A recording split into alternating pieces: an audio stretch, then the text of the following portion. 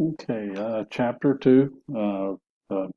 These, so these are my own lectures. I've edited these to some extent, made corrections where I see fit, so forth. Um, the uh, the book between CFIN 5 and 6 have changed very little. Some of the questions in the back of the book have changed, just so you know, but not all of them, so forth. Anyway, so uh, chapter two is analysis of financial statements. We'll start out with a warning on this. This is probably the most difficult chapter for the vast majority of students in this class. So I urge you to put a considerable amount of effort and make sure that you can work the problems.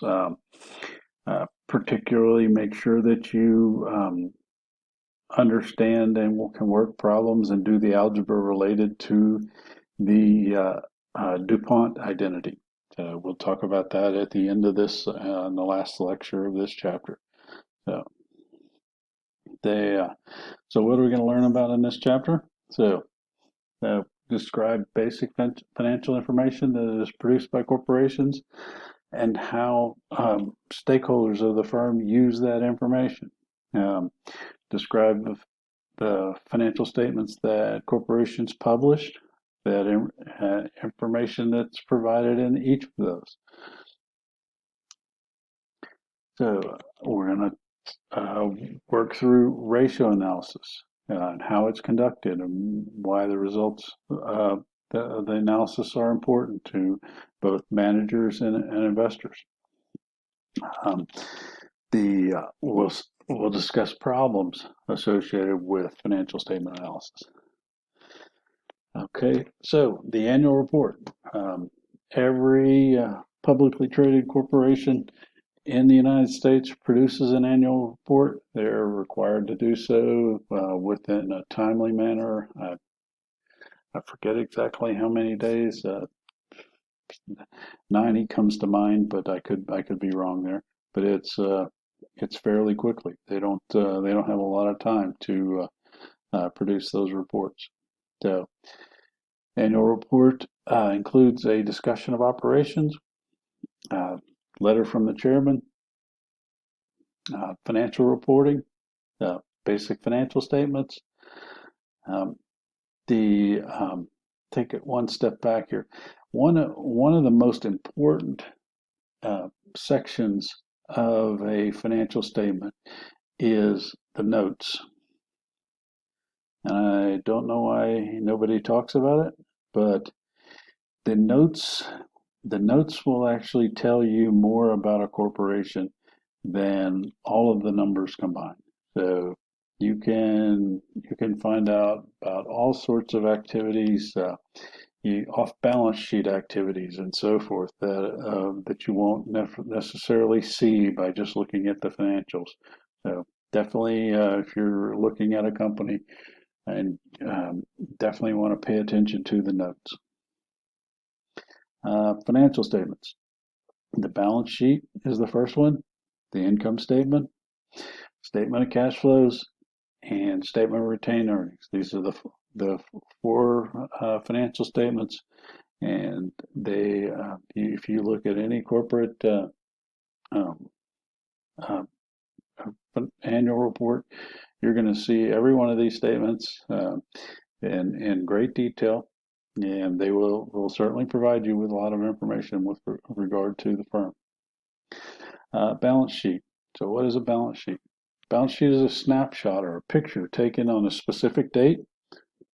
So it shows assets or investments, how those assets are financed.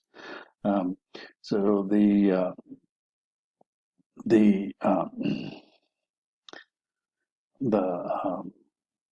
the balance sheet equation is uh, so we've got we'll work with this quite a bit.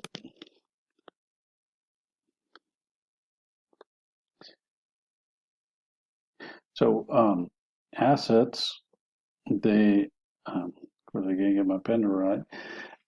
assets are equal to, maybe it'll write now. Nope.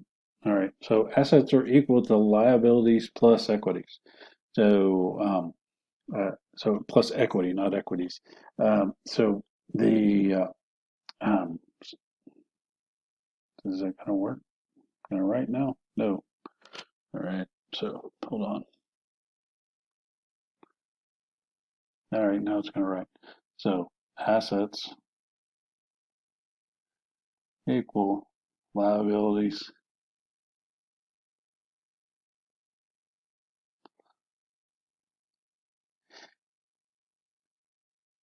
So um, we used to, now it's the top and the bottom, but we used to refer to the assets as the left-hand side of the balance sheet and liabilities and equity as the right-hand side of the balance sheet. So liabilities are debt, and the equity refers to stock. So the liabilities plus the equity has to add up to the total of the assets. So and we'll work problems, and if you go through the problems that are posted in Canvas, one of the important relationships is these assets are equal to 100%. So the percentage of debt plus the percentage of stock, it has to equal 100%. So if debt is 50%, then that implies that equity is 50%. So debt's 40%, then it implies equity is 60%. So anyway, just an important relationship with regard to financials. So we'll continue with our discussion of the balance sheet in the next lecture.